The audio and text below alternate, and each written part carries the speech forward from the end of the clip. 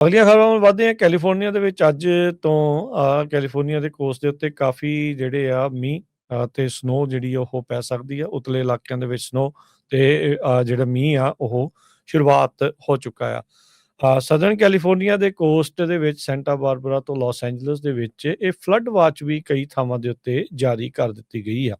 ਕਹਿੰਦੇ ਵੀ 10 ਮਿਲੀਅਨ ਲੋਕ ਇਹ ਫਲੱਡ ਵਾਚ ਦੇ ਅੰਡਰ ਰੱਖੇ ਗਏ ਨੇ। ਸੋ ਅੱਜ ਤੋਂ ਤਕਰੀਬਨ 9-10 ਵਜੇ ਤੋਂ ਭਾਰੀ ਮੀਂਹ ਜਿਹੜਾ ਆ ਉਹ ਸ਼ੁਰੂ ਹੋਣਾ ਆ, ਜਿਹਦੇ ਕਰਕੇ ਜਿਹੜੀ urban flooding, mudslide, debris flow, ਖਾਸ ਕਰਕੇ ਜਿਨ੍ਹਾਂ ਇਲਾਕਿਆਂ ਦੇ ਵਿੱਚ ਵਾਈਲਡ ਫਾਇਰ ਲੱਗੀ ਸੀ, ਹੁਣ ਉੱਥੇ ਰੁੱਖ ਕਹਿ ਲਓ ਵੀ ਬੂਟੀਆਂ ਜਿਹੜੀਆਂ ਉੱਥੇ ਨਹੀਂ ਰਹੀਆਂ, ਤਾਂ ਉਹ ਕਾਫੀ ਜ਼ਿਆਦਾ ਜਿਹੜੀ ਮੱਡ ਆ, ਰੇਤ ਆ ਤੇ ਮਿੱਟੀ ਆ ਉਹ ਆ ਸਕਦੀ ਆ। ਕੈਲੀਫੋਰਨੀਆ ਦੇ ਸੈਂਟਰਲ ਤੇ ਸਦਰਨ ਕੋਸਟ ਦੇ ਵਿੱਚ 1 ਤੋਂ 2 ਇੰਚ ਤੱਕ ਜਿਹੜਾ ਮੀਂਹ ਆ ਉਹ ਪੈ ਸਕਦਾ ਹੈਗਾ ਆ। ਉਧਰ ਜੇ ਸਨੋ ਦਾ ਦੱਸ ਜਾਈਏ, ਸਿਆਰਾ ਨਵਾਡਾਸ ਦੇ ਵਿੱਚ ਕਈ ਫੁੱਟ ਜਿਹੜੀ ਸਨੋ ਆ ਉਹ ਦੱਸੀ ਗਈ ਆ। ਕਈ ਇਲਾਕਿਆਂ ਦੇ ਵਿੱਚ 4 ਤੋਂ 8 ਫੁੱਟ ਤੱਕ ਜਿਹੜੀ ਸਨੋ ਆ ਉਹ ਦੱਸੀ ਗਈ ਆ। ਸੋ ਇਸ ਮੌਕੇ ਕਾਫੀ ਜ਼ਿਆਦਾ ਜ਼ਰੂਰਤ ਸੀਗੀ ਬਰਫ਼ ਦੀ। ਸੋ ਟਾਹੋ ਦੇ ਵਿੱਚ ਆਉਣਾ ਜਾਣਾ ਉਸ ਇਲਾਕੇ ਦੇ ਵਿੱਚ ਬਰਫ਼ਬਾਰੀ ਦੇ ਨਾਲ ਉਧਰ ਨੂੰ ਯੋਸੇਮਿਟੀ ਤੇ ਸਿਆਰਾ ਨਵਾਡਾਸ ਦੇ ਵਿੱਚ ਮੁਸ਼ਕਲ ਜਿਹੜਾ ਉਹ ਹੋਊਗਾ।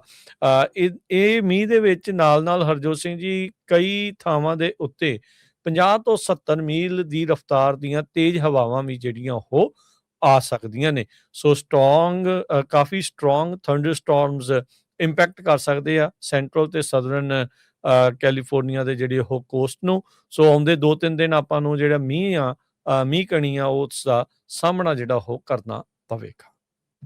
ਜੀ ਬਿਲਕੁਲ, ਬੇ ਏਰੀਏ ਦੇ ਵਿੱਚ ਵੀ ਕੱਲ ਰਾਤ ਦਾ ਬਹੁਤ ਜ਼ੋਰ ਦੇ ਨਾਲ ਜਿਹੜਾ ਮੀਂਹ ਪੈ ਰਿਹਾ ਹੈਗਾ।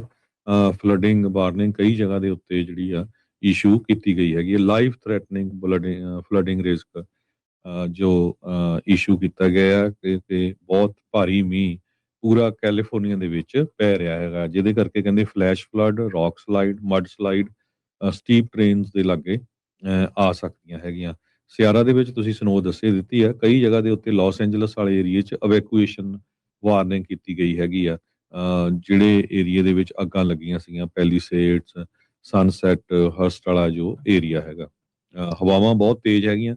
ਸੋ ਜੇ ਨਿਕਲਣਾ, ਜਿਹਨੂੰ ਜ਼ਰੂਰੀ ਕੰਮ ਆ ਉਹੀ ਬਾਹਰ ਨਿਕਲੋ, ਨਹੀਂ ਤਾਂ ਆਰਾਮ ਦੇ ਨਾਲ ਘਰ ਬੈਠੋ। ਤੇ ਜਿਹੜੇ ਡਰਾਈਵ ਵੀ ਕਰ ਰਹੇ ਬੜੇ ਕੇਅਰਫੁਲੀ ਡਰਾਈਵ ਕਰੋ, ਕਿਉਂਕਿ ਇਹ ਐਕਸਟਰਾ 4 ਕੁ ਟਾਈਮ ਲੈ ਦਿਨ ਕੇ ਮੇਰੇ ਖਿਆਲ ਜਾਓ। ਨਾਲ ਵੀਰਵਾਰ ਤੱਕ ਜਿਹੜਾ ਇਹ ਇੱਦਾਂ ਹੀ ਰਹਿਣਾ ਆ। ਕੱਲਾ ਇਹ ਹਾਈਵੇ ਜਾਂ ਲੋਕਲ ਰੋਡਸ ਨਹੀਂ ਹੈਗੀਆਂ, ਤੇ ਇਸ ਤੋਂ ਬਿਨਾਂ ਕਹਿੰਦੇ ਭਈ ਜੋ ਏਅਰਪੋਰਟਸ ਹੈਗੇ ਆ, LAX ਤੇ SFO, ਉਹਦਾ ਵੀ ਅਸਰ ਪੈ ਰਿਹਾ ਹੈਗਾ ਇਹਦੇ ਉੱਤੇ। ਜੀ, ਜੀ, ਬਿਲਕੁਲ।